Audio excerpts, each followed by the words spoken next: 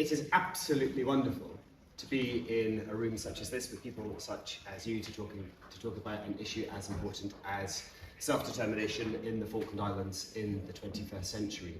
I think I'm right in saying, and I'm looking at my Falkland Islands friends and colleagues, this is the first time ever that you have been at a Lib Dem conference, and I think it is a mark of the progress that we have made as a party that they have chosen to come and support us, and for us to be able to listen to Falkland Islanders and the issues that they are facing in the 21st century. This is a great privilege all round, and I am delighted to have such a rich and experienced panel to be able to speak to you today, and also to hopefully to be able to answer your questions. So my proposal is that we'll have about 30 to 35 minutes of conversation and questions and back and forth, and then I'd really love to open to the floor so that you can ask your questions of both Falkland Islanders who are sitting on my left, but then also our experienced foreign policy and defence leads in the Lords, so that hopefully your questions about the Falklands, perhaps that it would broaden out to the overseas territories more generally,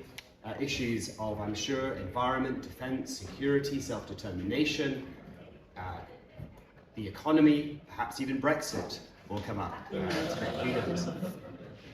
All of these issues, because I think a lot of people will fail to remember perhaps that prior to 2016, prior to our departure from the European Union, the Falkland Islands were an associate member of the European Union through their relationship with the UK. So that's just one of the issues I'm sure that will come up today. My name is Dr. Al Pinkerton. I'm the new MP for Surrey Heath. Some of you will know me from election rallies, such as the one last night, but others may know that I have spent the last 15 to 20 years in academia, professor of geopolitics at Royal Holloway University, where one of my specialisms was working in and with the British overseas territories, including the Falkland Islands, where I was trying to count up, I think I have been 5 times over the past probably 15 years. And I can tell you, for those of you who would like to visit, it is absolutely worth going to see.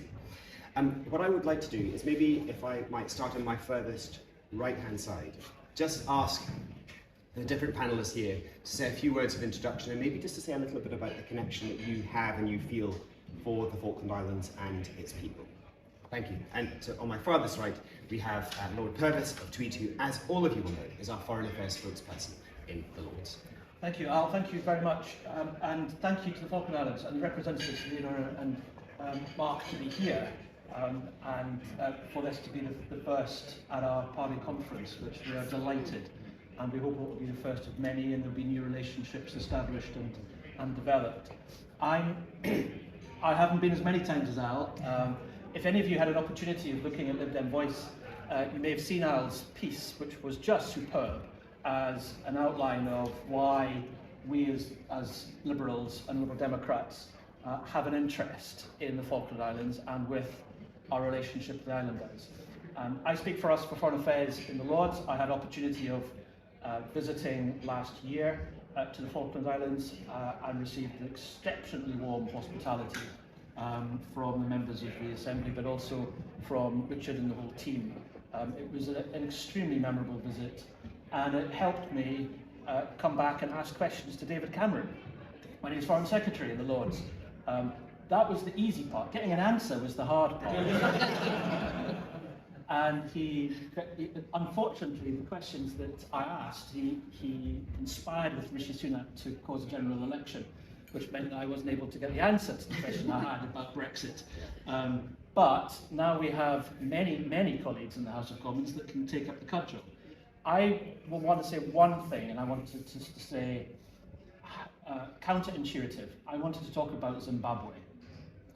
And yes, I thought you'd get that response, as in I'm in the wrong room, am I? I'm at the wrong Fringe meeting. It's because in the Falkland Islands, I had a discussion about the human rights abuses of President Mnangagwa. And one of the women that I spoke to at this, at a wonderful reception we had in the Falkland Islands, is relevant because of the number of Zimbabweans who've moved to the Falkland Islands. It's up to about 80 maybe now. That's right. And it's forming quite a cohort of civil society within the Falkland Islands, especially in schooling, in the services that they are providing, and the deep integration in the Falkland Islands with the Zimbabwean community that went there initially as part of some mine clearance work under a contract, and then it's developed and developed. And the discussion that I had with her was really interesting for me. So 1,000 miles away from the UK, almost the opposite end of the world since I live in Scotland, then I asked her about the President of Zimbabwe and the human rights abuses, and she physically recoiled. It was the first time that she'd thought about the human rights abuses in Zimbabwe since I asked her, since she's moved to the Falkland Islands. Because she's part of a new community that is open, that's tolerant, that's welcoming, that the rights are exercised. She doesn't need to worry about some of the aspects. And I wanted to thank the Falkland Islands for being such a home to very many people. And it's perhaps one of the elements of why we as Liberals need to have an affinity with the Falkland Islands for their self-determination. It's not just about our direct relationship, it's also about what they represent to very many people of an open, tolerant and welcoming society. Thank you so much. And next on my right we have Baroness Smith of Newnham, who is of course our spokesperson on defence. Thank you. If I stand, can you hear me into this microphone? Great. Because that means I can see you. Whether you want to see me or not, I don't know. But I always find it's just that bit easier if I can look to the back of the room and make sure I've got everybody's attention and I haven't bored you to death. So, as Al said, I'm Julie Smith. My portfolio in the Lords is defence. One of the things that I have done almost since I joined the Lords in 2014 was become part of what is known as the Armed Forces Parliamentary Scheme.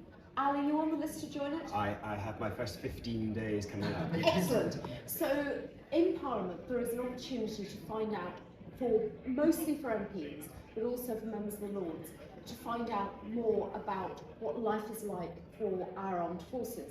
Not talking to the generals, not going and being briefed by the senior military, but finding out what it's like doing basic training, what the accommodation is like. But it also includes overseas trips, very often to Cyprus, but if you are lucky, also down to the Falklands. And so in 2016, I had the first opportunity to go to the Falklands. And it was a very short visit because for those of you who don't know the islands, it takes the best part of 24 hours to get from Brighton down to Mount Pleasant, which is the UK's military base down there. And so you get there, and if you're staying at the military base, it does feel as if you've gone back quite a long way in time. And in 2016, when we then had a day in Stanley to visit the islanders, to visit the Legislative Assembly, it seemed to take us a very long time to get there. And we were being told that maybe it was going to be, the road was being improved at, I don't know, a mile a year. It was some ridiculously slow progress. And it felt as if we had gone slightly back in time. I went again in 2022 at the invitation of the Falkland Islands government, which is when I met Malcolm Yeoman for the first time. And that time we were staying in Stanley, but we went on the road in the other direction to Mount Pleasant to see our armed forces. And the road has improved considerably. And the Wi-Fi access has improved considerably. And the whole nature of the islands seems to have changed. Jeremy mentioned meeting people from Zimbabwe. I'll be corrected by everybody else in the table or Richard at the back when I say, is it now something like 70 or 80 different nationalities who are resident in the Falklands? And that felt so different. Just in 6 years, between 2016 and 2022, the internationalisation, the diversity, the openness. One of the things that I think is really interesting. So I have just been very kindly handed a brooch, a pin that is of the hairy daisy, which is a small flower in the islands. But whereas if you come to the Westminster Parliament and you look at our memorabilia, it's not very exciting. The islands do some fantastic gifts made in pewter, and what I've just seen is that this is actually, I'm going to have to use my glasses, cast in lead-free British pewter, but it is from the islands. And if you go, you also find woven goods from Falkland Islands wool, which may have come back to the UK to be processed, but it goes back to be sold, and there are some very beautiful products. So there is now a diversity in the population, in the opportunities for not necessarily mass exports, but hopefully increasingly for tourism. But there are still some issues that the islands need to think about, in particular the situation just to the west with Argentina. And so one of the things I would be interested in is finding out what the current administration in Argentina is saying, and where the constraints are, and whether there is anything the UK can do. Thank you so much, and I'm going to pass over myself and go straight to Leona Roberts, MLA. Leona, you are, I think I'm right in saying, the portfolio holder in the Legislative Assembly for Education and Community, and perhaps you'll be drawing on some of that experience with us today. Lovely, thank you Al, thank you both, and can I say thank you all for being here. It's wonderful to see interest in the Falklands and hopefully support. I really look forward to talking to you today. And while I've got the floor, can I just congratulate you on a fantastic result there this year. It's a huge privilege for us to be here. My first time at party conferences, and I'm very, very excited. So my name is Leona Roberts. I'm one of 8 MLAs, so you have a quarter of our assembly here today. So obviously it's quite a commitment for us to come over. I've been a member of the Assembly for 7 years, so coming towards the end of my second term. My previous history was running the Falkland Islands Museum, but I will tell you straight out, I'm not a historian, but obviously I do know the history of the Falklands pretty well. I think it was really encouraging to hear your comments. Obviously, I'm madly biased. I completely love the Falklands and everything about it, but it is wonderful for us to invite people to come to the islands so that you can see for yourselves, because I think we can talk at length about the islands, but there is nothing like being on the ground, breathing our incredibly clean air, fast moving, it's very windy in the Falklands, but there is a palpable sense of freedom and community when you come to the islands, so obviously I would encourage you all. But so to bring visitors as esteemed as our colleagues here to the islands matters very, very much to us. And that you have taken away some of those core messages means a great deal to me, and I know to our whole community at home. Because I think what most people know about the Falklands is 1982, and perhaps that we have penguins. Both of those things are very true and very real. But there is so much more to us. And I think perhaps one of the first things that the impressions we get from our visitors is a sense of surprise at how far our community has come, particularly since 1982, how we've developed. And I would say from the outset that the sacrifices that were made for us in 1982 will never be forgotten or appreciated on a daily basis. And I think it's one of the reasons that we've worked so very hard to develop our country is that we can say to our veterans when they return, we can say to the families of those who lost their lives, thank you, and this is what you have allowed us to do. And so we've seized that opportunity with both hands. But I think the other thing is that surprises people is that sense of diversity in the islands. That's always been the case, but perhaps on a smaller level. So we're very British at our core, absolutely. But for example, I was born in Chile. My father was Chilean. My mum was a Falkland Islander on her side. I go back 6 generations. But that diversity has continued to grow in the recent decades. And we're very proud of the fact that among our, from our 3,500 population, we have 70+ nationalities represented. And many of those people and those families have chosen to make the Falklands not just their home, but have gone through the process of getting permanent residence permits, then getting status, which makes them Falkland Islanders, and becoming completely integrated in our community. And while, I'm proud of my Chilean heritage, First and foremost, I'm a Falkland Islander, and that is something that we are seeing come through really strongly. I'll stop in a moment, but on that theme, before I forget, we attend the United Nations Committee of 24 every year to argue about our position with our very unfriendly neighbour. But we've started taking junior ambassadors with us, and in fact one of those junior ambassadors last year was a young woman who came to the islands with her Zimbabwean family and is now very proud of being a Falkland Islander and flying our flag. So hopefully that's enough of an introduction for me. That's but a I'm wonderful looking very introduction. much forward to this. And the C24 committee, for those of you who don't know, is often referred to as the decolonisation committee of the United Nations, and the Falkland Islands government attends every year, every session. Mark Pollard, MLA as well. We are blessed with 2 MLAs today, and you are the portfolio holder for development and economic Development and Commercial Services. Development and Commercial Services. Mark, thank you so much for coming. Thank you, Al, and thank you to everyone on the panel here, and especially everyone in the room as well. It is fantastic to be able to come and attend a fringe event at the Brighton conference. We find ourselves on the road quite a lot as MLAs from the Falkland Islands. We have a very small legislature, but we have to take a lot of time out to come and travel and try and spread the word about the Falkland Islands. It's essentially we need the support of people not just in the UK but around the world to ensure that our home is guaranteed for our children and our peace and security, and that we never end up in a situation like we did in the 70s leading up to the conflict in 1982. It's a beautiful place, the Falkland Islands. We could talk about it for the entire day and go on about it. I think certainly in terms of the multicultural aspect, it's something that's been around forever.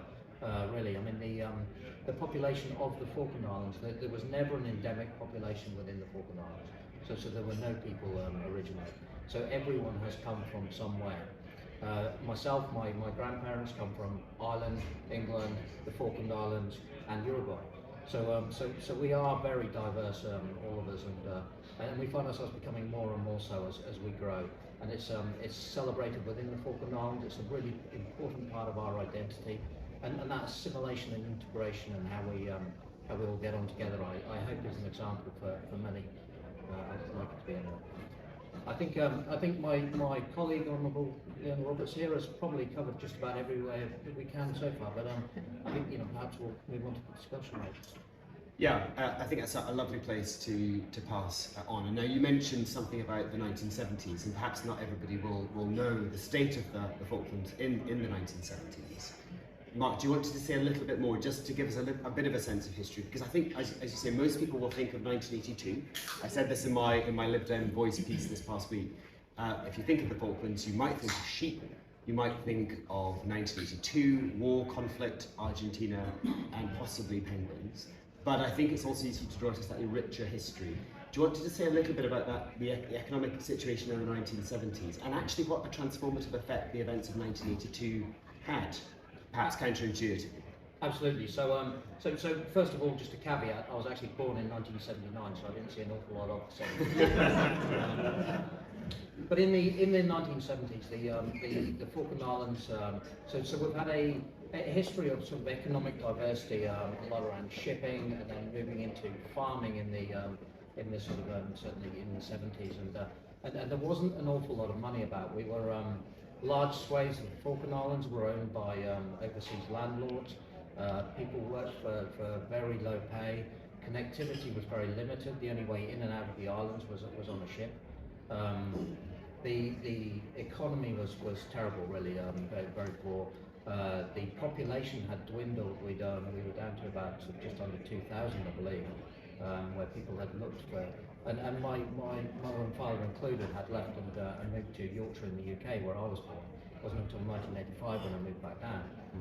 But the Falklands are in a really dangerous place, and I think it's no secret to certainly people in the Falkland Islands, and we'll hear it from Foreign Office officials themselves, that they quite frankly were looking for a way to hand the Falkland Islands over to Argentina.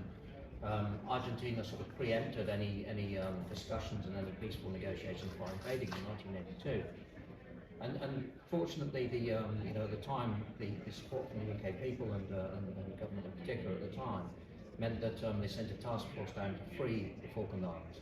And certainly, a lot of my family were present in the arms at the time. Leona was there herself in person, and we're eternally grateful for that. And I think coming out of that was a sense of sort of duty really to the people who freed us and gave us back that liberty, that freedom to make the best success we can of our islands. And I think that's passed down through the generations. It's certainly been enshrined in my generation, and I see the younger generation coming through now who believe that we have to make a success, as my honourable colleague referred to earlier. And we've diversified the economy. We've found cross-party support from parties such as yourselves and other people, from House of Commons and Lords. We get fantastic support from the British public at large, and there's absolutely no way we could do what we do and we could live where we live without that support. It is integral to us. Mark, I think that's such a helpful story for everybody here to hear. That it's be fair to say people have described the Falklands economy of 50 years ago as effectively a feudal economy, and the past 50 years, and actually largely prompted by the events of 1982 and a renewed interest from the Foreign Office and the British government, the economy has been transformed. And of course the Shackleton report was instrumental in reshaping the economy and effectively supporting a new economic base. And of course that's fishing. Fishing has emerged in the last 20-25 years as a very powerful economic source. Leona, do you want to just pick up on that point? Because let's pivot from the history through to the present day. Mm-hmm. In terms of the state of the contemporary economy, what would people see if they came to the Falklands today? What kind of prosperity, what kind of activity would they see in towns like Stanley and beyond? Yes, absolutely. So the Falklands were completely transformed by the establishment of our fisheries in the mid-1980s. Before that, we had this wonderful natural resource all around us, but there were no licenses. There was all the wealth of the islands was taken out of the Falklands. We saw no benefit from it at all. With the creation of our economic zone in the mid-80s, that all changed, and so the fisheries has brought significant wealth for our small community. Most of our fisheries products are exported either to Europe, so if you eat calamari in southern Europe in particular, it's almost certainly come from the Falklands. The better it tastes, the more likely it is it came from the Falklands. Fantastic quality product. But also we ship larger squid called ilex to the Far East, and all of these things have brought, as I say, considerable wealth to the islands, which we've invested in our infrastructure. Perhaps not enough there, we've got a growing need, but very much in our community, and that's really transformed things for us in so many different ways. Farming, sheep farming, was the mainstay of our economy in the past. That exists still, and many of our traditions and much of our sort of sense of identity, in all honesty, is related to what we call camp. So there's Stanley, which is the capital city now, thank you to her late Majesty. But everything outside of that is called the camp, and so that's the rural economy. It was once very, very significant, but falling wool prices, Brexit has had an effect there too, means that actually the 400 or so people who still live in our countryside are struggling a bit. We're also seeing the impacts of climate change, which is, we're seeing our land drying out, and that is adding increasing pressure there for us. If you visit Stanley, capital city, as I say, it is a thriving, very, very busy little city. There's an awful lot going on. So there's a lot of success. We support the private sector and the business community as much as we can. I think there's a sense of a lot of collaborative working. We're all pushing in the same direction in the Falklands.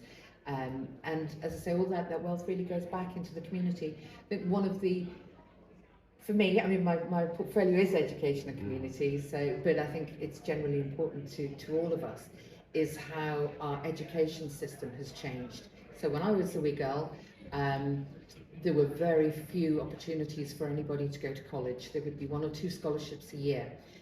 By the time I'd reached that point, so when I was 16, 17, there were maybe 5 or 6 young Falkland Islanders coming to the UK to go to college. Now, I think probably in this current cohort, we've got maybe kicking up towards 40 coming on to college. And of that, maybe a third to a half will go on to university. The Falkland Islands government funds that. We don't want our young people to have to take out student debt. So we fund their tuition fees, their accommodation, and give them a little bit of pocket money with no requirement to come home. We want them to come home, but we want them to come home because they love the Falklands and they want to be back there. And happily, which I think is a testament itself, most of them do. So the vast majority will come home. Some of them we encourage to stay in the islands, stay away and gain some practical experience. But again, most of them will eventually come home. So the islands are transformed. And in terms of the contemporary relationship with the United Kingdom, I know that a lot of those youngsters will come to British universities, and also they come to school to finish their A-levels in the UK as well.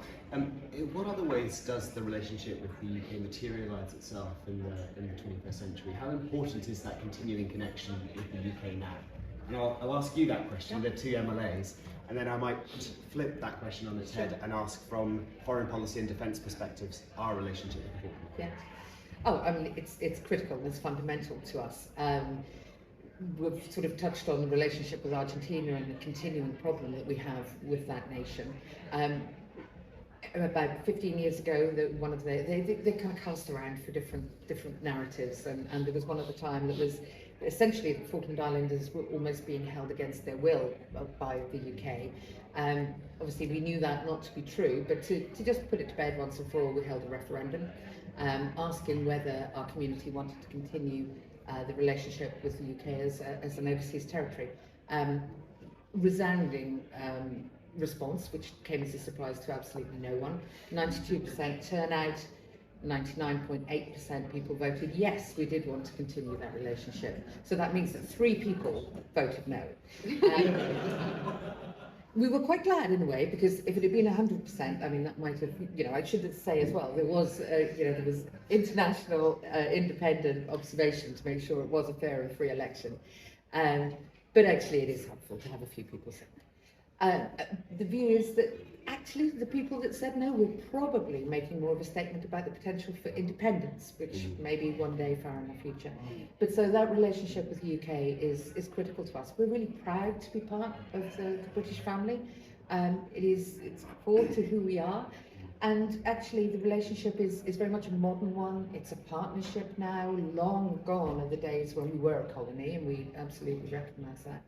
But that relationship is very, very different now. And we work very collaboratively with the UK government and get a great deal of support. Financially, we are independent. We take no grant and aid. The only areas that are covered by the UK are defence, which of course is significant and really very important to us as long as we have this hostile neighbour. And the UK is technically responsible for our foreign affairs, but we work very closely with them on that, and there's no conversation about us without us, which is very important. Fantastic. Mark, do you want to add anything to that? Yeah, absolutely. I think in terms of decision making, we've seen that the Falklands are becoming far more autonomous continuously with the support of the UK government. I think that right to the self-determination and to be self-governing is fantastic. If you were to pick up a copy of our constitution, we've got a fairly modern constitution. 2009 was the last iteration. It reads a bit like we're still a colony, to be quite frank. So we have a governor in the Falkland Islands, which is the Queen's representative, and constitutionally, King's representative.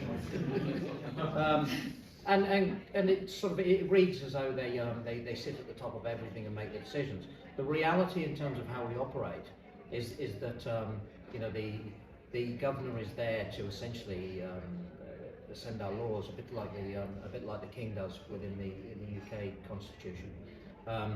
But more and more would become autonomous over a period of time. You mentioned earlier the Shackleton report in the 1970s. So part of that report was to take back control of the land within the Falkland Islands and ensure that it comes back into the hands of local people.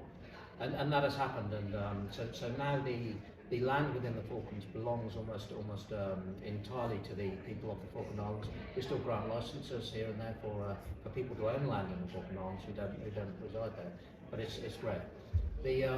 So I think we have control over our own country again. We have control over our decision making. We have control over our finances, and that financial control and that ability to be self-sustaining, I think, is key to our ability to continue to be self-governing.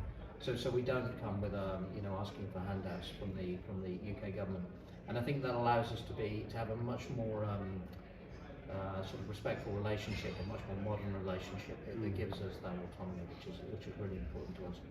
Yeah, so any sense of colonial dependency that may have existed in the past seems to have been eroded very substantially over the past 20 to 30 years. Absolutely, and just with our neighbours, when we do travel to the Committee of 24 in the United Nations, there is a tremendous irony that we go to this decolonisation committee, as it's called, and a lot of countries will support Argentina's claim. So Argentina will put out there what seems like an incredibly reasonable narrative, and it is that they just want to sit down with the UK and negotiate the sovereignty of the Falkland Islands.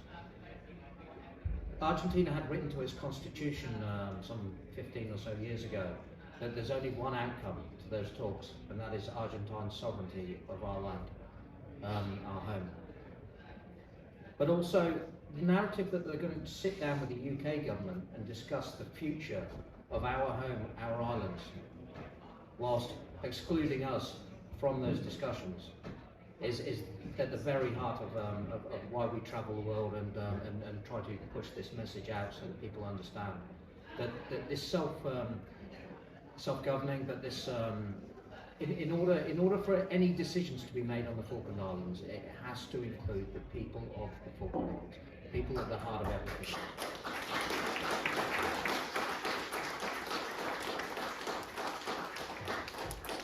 Mark, thanks. And I think we'll stick with the issue of foreign affairs, if I may, just for a moment. So I'm going to turn over to Lord Purvis. So obviously you are our representative in the Lords.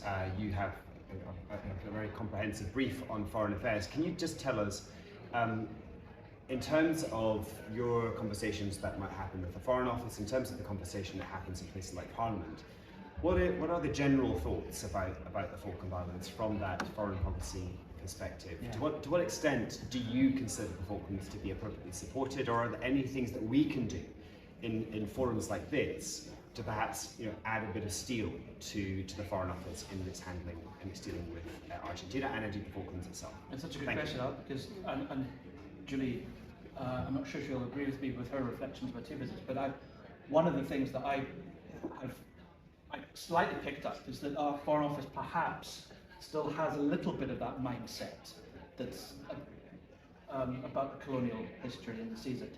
And I think just that culture shift is going to be very important. So MPs asking questions of ministers and keeping it on the agenda on the diverse aspects of what Mark said is, I think, will be helpful, rather than seeing it purely through the lens of the military side. However, that strategic interest in the Falklands is very important, and it is in our national interest that we have eloquent advocates from the Falklands in the UN networks who are able to make the case for self-determination, for human rights, in a region where we would not have as much of a voice if the Falkland Islands relationship was not there. And that argument for self-determination, I think, is really important. I don't think it's correct that North Korea were the election observers for your referendum. Is that right, for the 99%? But I was there. They were not. No North Koreans. Al was observing. He's our objective witness. It does demonstrate, I think, that when we are part of the international forum, then we are able to have people who can properly talk about self-determination and democracy. And that's very important, especially in that region. It's even more important given where we have with Antarctic policy when it comes to a trading area. We've got communication links in that part of South America. There is both research into climate and sustainability, which the Falkland Islands is an enormously important hub for the United Kingdom, with it working on a research basis. The research partnerships is fundamentally important. And when it comes to some of the geopolitical tensions, Al's the expert on this, but the geopolitical tensions, then we see them there within that region. One of the striking images that I was shown, which was an image from space, which shows what you would see, which was an enormous city on the outskirts of the Falkland Islands at night, and that cannot be possible. It is the lighting of the Chinese fishing vessels running right up to the territorial waters of the Falkland Islands, who are looking for the shrimp, and it's a squid.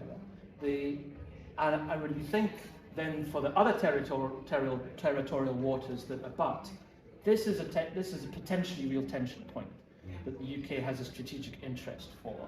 And I would also probably link in the fact that our relation, we stop over at Ascension, we have St Helena, we have St Georgia, we've got communities across all of those areas.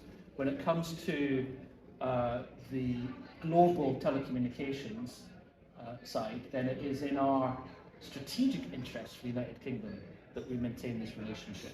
I think that's very important. As well, of course, we will touch on Europe, I'm certain, at some stage before we finish. We certainly will. But at this stage, I'll leave it at that. But I think from our geopolitical strategic interest, especially given the fact that we pride ourselves to be a world leader on sustainability research, and one of the reasons why we can pride ourselves in that is because of the Falkland Islands' presence. Yeah, thanks. That was such a rich answer that touched on so many different aspects that we may not conventionally think of as related to foreign policy, including, in fact, environmental stewardship and the control and stewardship of the Southern Ocean. In terms of defence, let's just turn our attention there for a moment. We heard, of course, that the Falklands are entirely self-governing and self-determining, and indeed self-financing in almost every area other than foreign policy and defence. Could you just lay out for us the defence posture of the UK in the Falkland Islands today? So I think one of the things that's worth bearing in mind, and it draws on the foreign policy bit that Jeremy's just been talking about, I think one of the things that the islands should be happy about is that with the change of government, the new Minister for Europe, Stephen Doughty, is also somebody who has been committed to the overseas territories. So in opposition, he was responsible for speaking on the overseas territories, and he was part of the visit in 2022 and produced, as Richard can attest, a little video drawing on the photographs and videos we'd all taken. He produced a 5-minute video of the visit to the islands, which was fantastic, and I think he will keep that on the present government's agenda.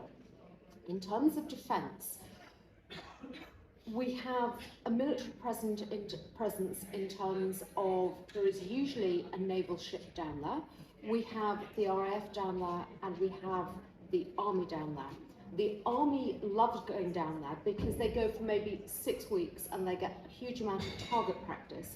And so it's not too long away from their families. But there is still a lot of open space on the islands. So the army do like going down to train. The RAF have sometimes said it's a rather long tour of duty because they go down for 6 months. But there is clearly a strong defence commitment to the islands.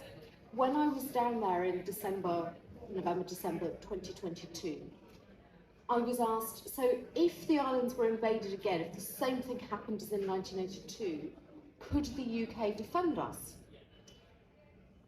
So at one level, the answer is clearly, if there were an invasion of one of our overseas territories, we wouldn't be able to send the sort of task force we did 40 years ago. However, the fact that we have defence of the islands continuously means that we absolutely can defend the islands.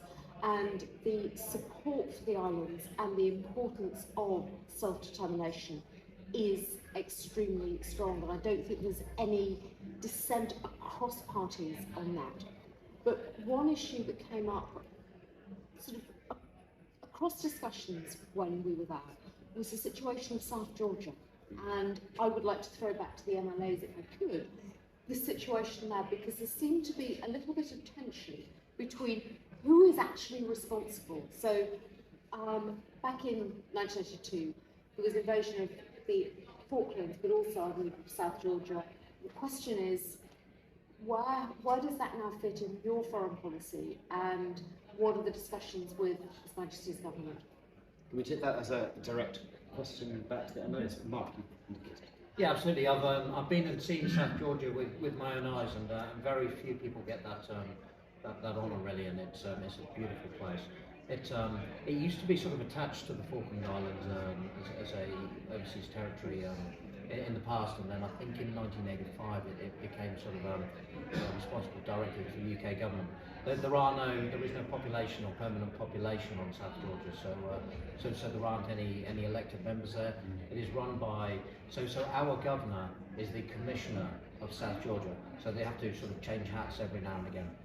I think we as the Falkland Islanders, and certainly as the elected members, we try to work collegiately with the South Georgia government. So the South Georgia government is based in the Falkland Islands, and I think part of our offer, we talked earlier about the sort of the benefits of the Falkland Islands and why we want to keep the Falkland Islands, and what we have to offer, and I think it's been said quite often. I couldn't quote the source material, but that 92% of the UK's biodiversity lies in its overseas territories, and some of that in the Falklands, some in South Georgia, and some in many of the other overseas territories. So we see ourselves as environmental custodians of.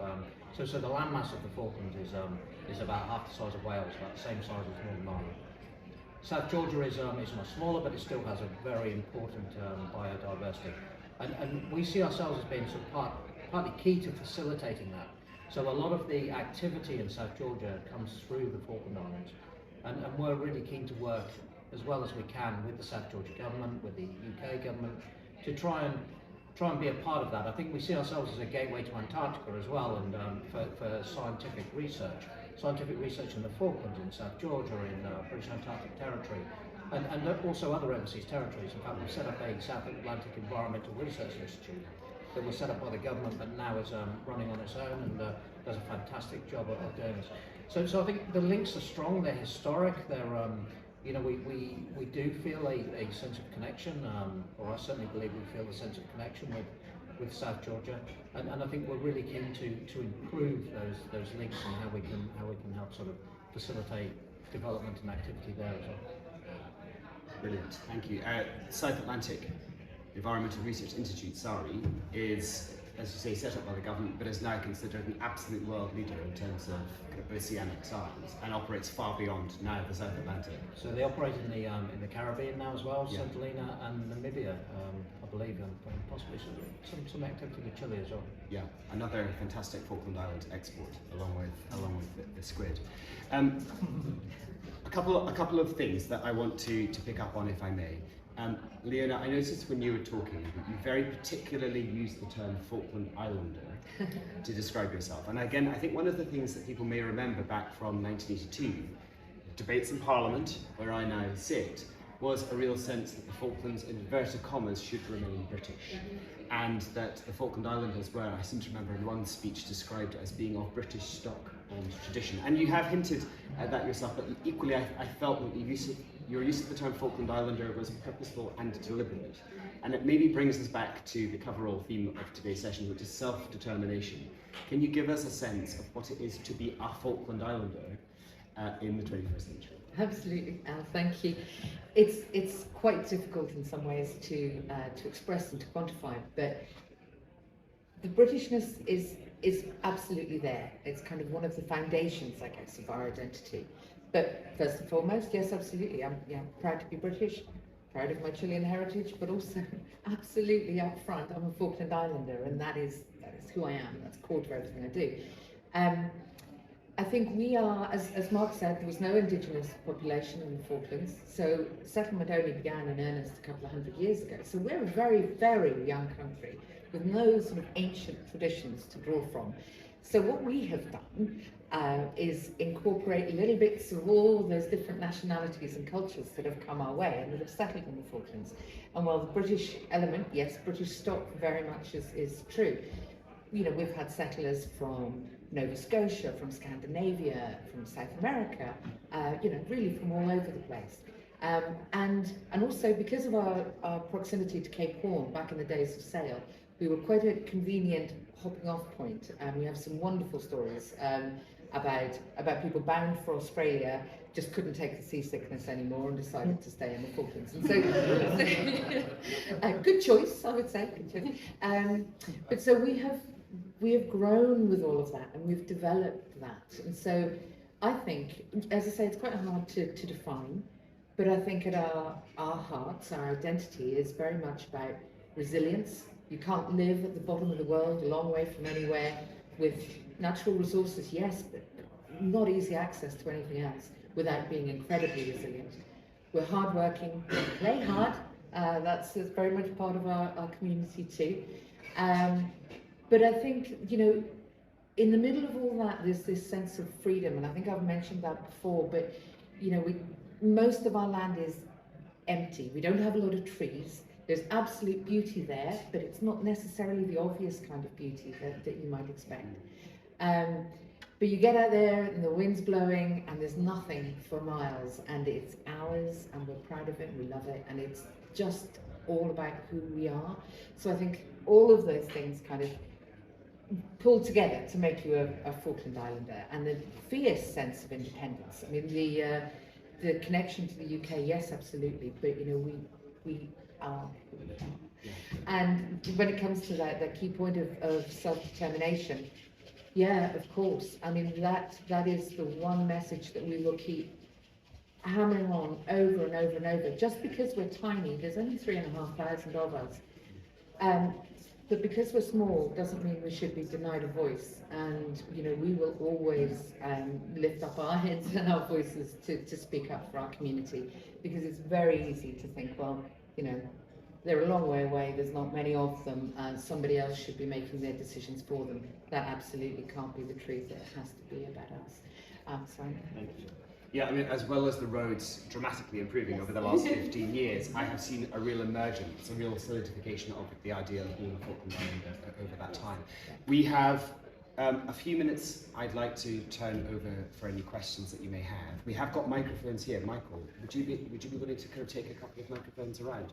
Oh, and wonderful. Gosh, there's quite a few hands. You were the first hand I saw go up with the ponytail. So can we go straight to the young person here in the blue suit?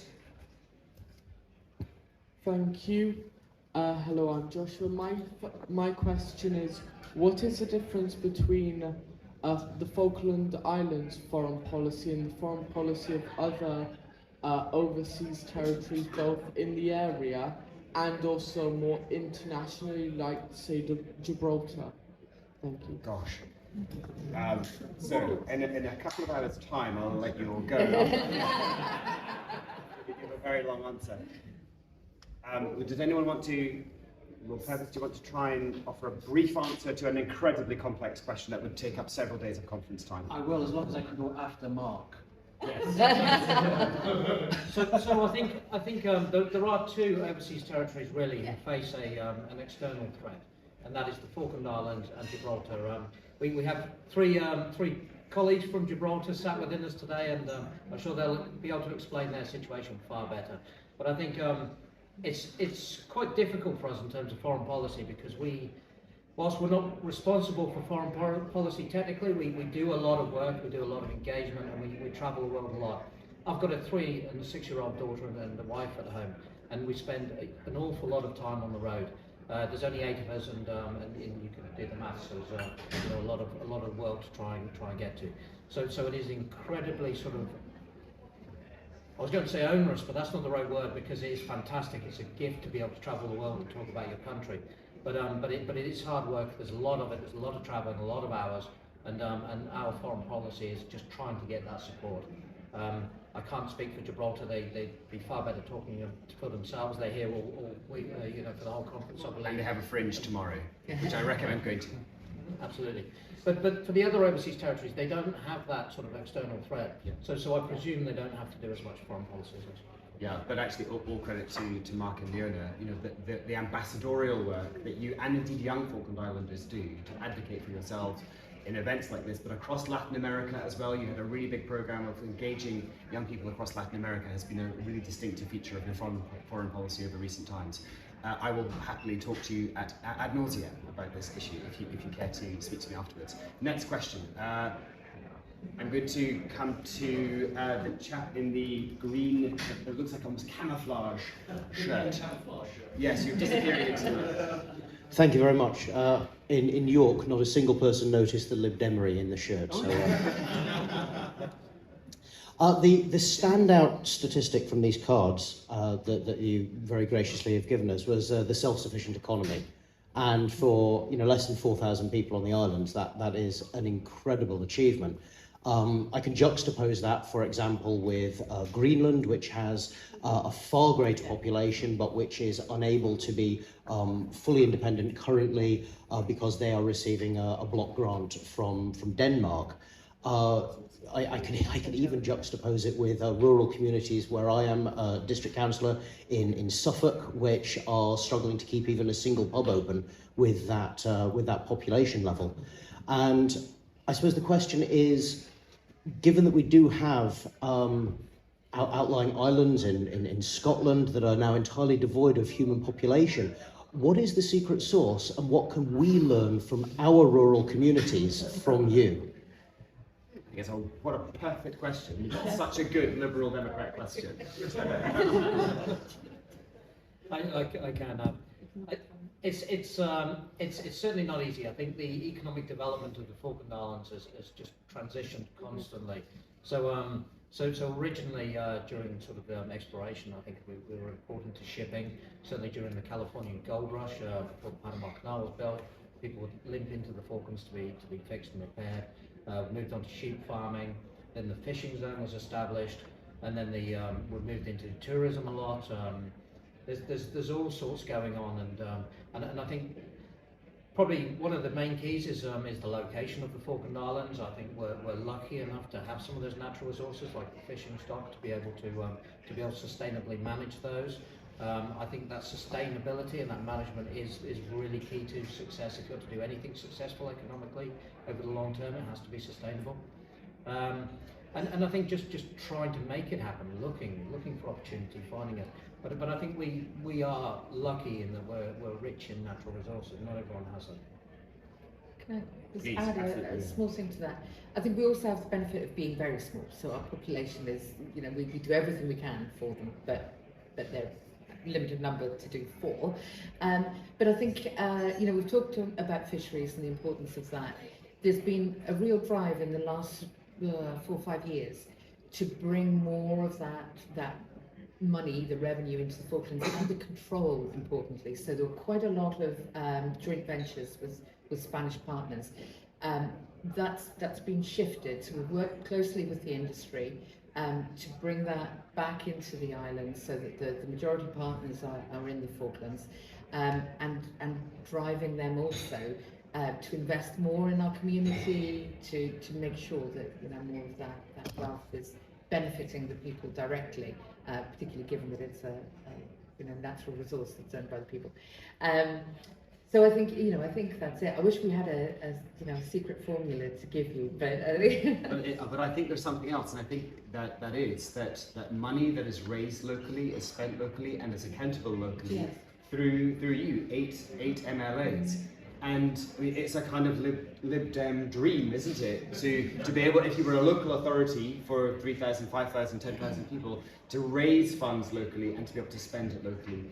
And we just don't really have that ability right now because council tax, as you know, is kind of limited, and you rely on effectively national government funding local government. So you are perhaps a model for us in so many ways. We may have time for one more question. I'm going to come to the lady in the front here. Thank you so much. Thank you, it was an amazing talk. Sorry I was a bit late with the other meetings. My name is Isha. I come from National Labour Club. We are, I can get 60% deep down and very strong Labour movement in the club. What we are doing is every year we take a delegation to visit different countries, especially to those islands. But we went to Gibraltar a few years ago. Sadly, I missed that trip, but I went with them in Cyprus. We celebrated the Queen's Jubilee in Canada. So what I was thinking, do you do tourism there? Can I recommend my club to take a delegation, normally 10 to 20 people, small delegation, to visit you? Do you have, can I make time we exchange a card? I can put you through for a trip organizer. I mean, do you do tourism in your country? Normally, how can we get there? We have an eager new tourist, I think. Yes. Okay. Yes, we absolutely do tourism. So it's a flourishing industry in the Falklands. It's very seasonal, so October through March. But for example, this last summer we had 72,000 cruise ship passengers come through. We've had days where we've had in excess of 4,000 cruise ship tourists. You know, you do the maths with our population, that makes it a little bit insane. But also a lot of land-based tourists who will come for a week or 2 weeks. So it's expensive, it's not easy to get to us, but it's absolutely worth it. We would be delighted to see you there. I would just say for us, a delegation of 20 is huge, but you know, that would be very welcome. And it's certainly worth it. I'm gonna have that conversation afterwards, but it sounds extremely exciting. I'm gonna give the last word to Lord Purvis, and then I will release you all back into the wild. Thank you, Al, and thank you, Mark and Nora, for that. If you do go, the gin is superb. Oh yeah. Pains me to say the whiskey. Not so much. I'm a borderer, and I'm always asked if I'm English or Scottish. I'm a borderer. I'm from Berwick-upon-Tweed, which after the Act of Union was of the United Kingdom. It wasn't initially part of the United Kingdom. I've always brought up understanding that you can have multiple identities. And so being a Falkland Islander doesn't exclude you then from feeling as if you're part of the British family.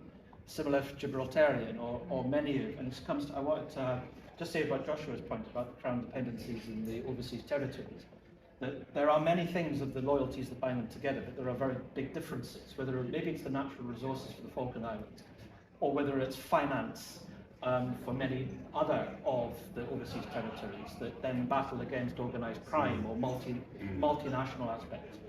But I wanted just to commend the Falkland Islanders for what they have been doing. And Julie gives such a good example of how, if you have self-determination and a very high level of self-governance, of how you can make improvements for your community and then take it to the next level, for which actually we are here to learn from you.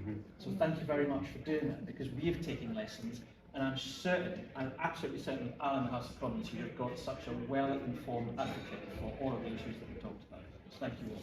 Thank you. Thank you. And thank you to our panellists, and thank you to you for coming and hopefully learning a little bit about the Falkland Islands, and thank you for the wonderful questions that you asked. I'm sorry we couldn't get to more of them. Thanks all.